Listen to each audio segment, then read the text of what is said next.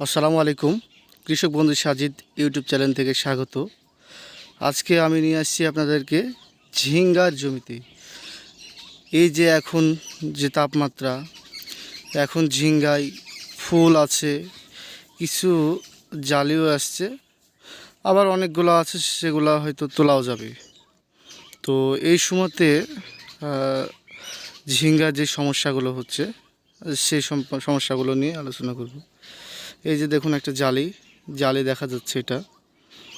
তো এই জালিগুলা, তারপর হচ্ছে যে আরও একটু বড় এগুলা, তো এগুলা আপনার তাপমাত্রায় নষ্ট হয়ে যাচ্ছে।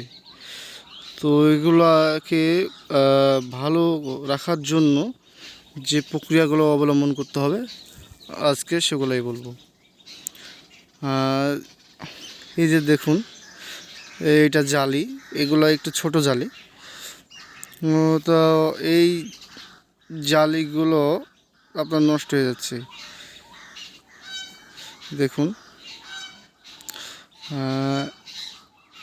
এই জালিগুলো টিকানোর জন্য আমরা সার কীটনাশকের দোকানে গিয়ে বলবো যে ম্যানকোজেব মেটাল এক্সেল এই যে তাপমাত্রা যে পচন, তারপরে হচ্ছে যে মরে যাচ্ছে, এগুলো সব দূর করে। এই যে যেমন এইটা দেখুন, এইটা মরেই গেছে। তো এটাই পোকারও আক্রমণ আছে, ও প্লাস এই তাপমাত্রার জন্য মারা যাচ্ছে। তো আমরা যখন এখানে স্প্রে করব তখন পোকার এবং তাপমাত্রার জন্য যেই জালিটা মারা যাচ্ছে, এই দুটা একসঙ্গে স্প্রে করব। তো পোকার জন্য যে গ্রুপটি ব্যবহার করবেন সেটি হলো অ্যামামেকটিন বেনজয়েট 5SG, এবং তাপমাত্রায় যে ছত্রাক রোগ হয়ে থাকে ম্যানকোজেব প্লাস মেটাল এক্সেল, এই দুইটা গ্রুপের হয়তো যে কোনো কোম্পানির একটা ছত্রাকনাশক নেবেন। এই দুইটা একসঙ্গে, এবং বোরন প্লাস সিলেটের জিঙ্ক ব্যবহার করবেন।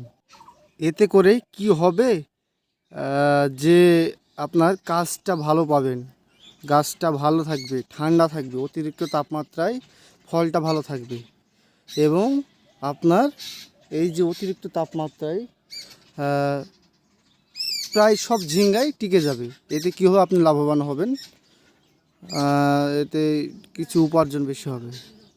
তো প্রিয় দর্শক, আপনারা যেইগুলো স্প্রে করবেন সেইগুলো আমি আপনাদেরকে স্ক্রিনে লিখে দেবো আপনাদের বোঝার সুবিধার্থে। ধন্যবাদ, সবাই ভালো থাকবেন, আমার চ্যানেলটি সাবস্ক্রাইব করবেন।